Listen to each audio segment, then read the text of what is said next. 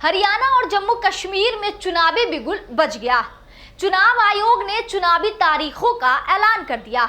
चुनावी तारीखों के ऐलान होते ही नेताजी तैयारी में जुट गए। पार्टियां रणनीति बनानी शुरू कर दी। तमाम पार्टियों में एक अलग उत्साह भी देखने को मिल रहा है, तो वहीं सभी पार्टी अपने अपने वादों को भी गिनवाए जा रहे। नमस्कार, मैं शारदा सिंह आपके साथ और आप देखना शुरू कर चुके हैं। दरअसल बीते दिन चुनाव आयोग ने चुनावों की तारीख का ऐलान कर दिया। जम्मू कश्मीर में 3 चरणों में चुनाव होंगे, जबकि हरियाणा की 90 सीटों पर एक ही चरण में चुनाव होंगे। दोनों ही राज्यों के चुनावी नतीजे 4 अक्टूबर को जारी किए जाएंगे। लोकसभा चुनाव के नतीजे आने के बाद ये पहला मौका है जब बीजेपी और कांग्रेस चुनावी अखाड़े में एक बार फिर आमने सामने होंगे।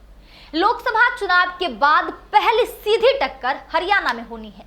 अब सवाल है कि विधानसभा की बाजी कौन जीतेगा? क्या बीजेपी हैट्रिक बनाएगी या कांग्रेस की वापसी होगी?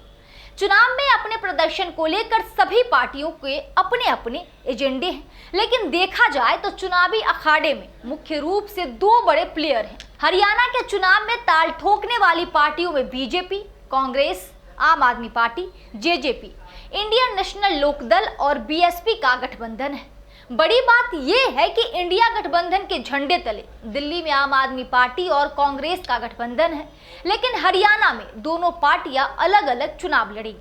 कांग्रेस का दावा है कि विधानसभा चुनाव में बीजेपी की हार तय है, वहीं कांग्रेस के दावे के पीछे लोकसभा में उनका प्रदर्शन है।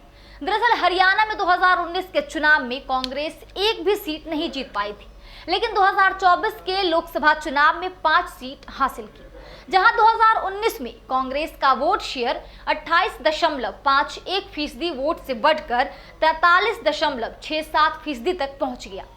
यानी कांग्रेस सीटों के साथ अपना वोट शेयर भी बढ़ाने में कामयाब रही।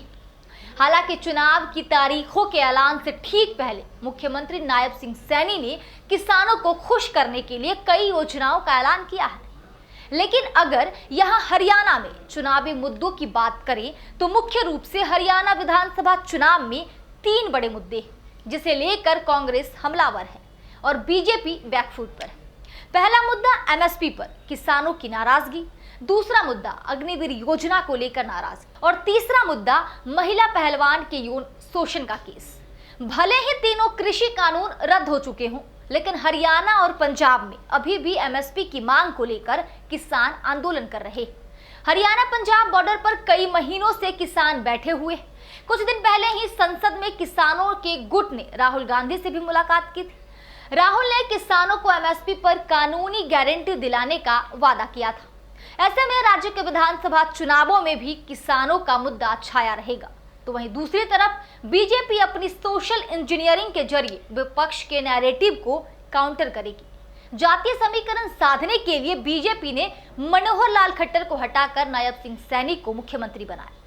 प्रदेश अध्यक्ष की कुर्सी का ब्राह्मण चेहरे को बैठाया और जाट वोटों में सेंधमारी करने के लिए कांग्रेस की बागी और हरियाणा के पूर्व सीएम बंसी लाल की बहू किरण चौधरी को पार्टी में शामिल करवाया। अब सवाल यही है कि क्या किरण चौधरी की एंट्री से बीजेपी जाट समाज की नाराजगी को दूर कर पाएगी? क्या हरियाणा में बीजेपी का पूरा फोकस गैर जाट वोटरों पर है? हरियाणा में जातीय समीकरण को साधने के लिए सभी पार्टियों ने सोशल इंजीनियरिंग का फॉर्मूला तैयार किया है। बीजेपी का पूरा फोकस गैर जाट वोटरों पर है, वहीं कांग्रेस का जाट और दलित वोटों पर है। वहीं आईएनएलडी और जेजेपी का मुख्य रूप से प्रभाव जाट वोटरों तक ही सीमित है। आपका फोकस सभी वोटरों पर है लगभग। बहरहाल अब यह देखना होगा कि इस चुनाव में भाजपा हैट्रिक लगाती है या सत्ता से हाथ धोना पड़ेगा, और क्या इस चुनाव में कांग्रेस की वापसी हो सकती है। हालांकि आप हरियाणा विधानसभा चुनाव को कैसे देखते हैं, कमेंट सेक्शन में हमें जरूर बताएं।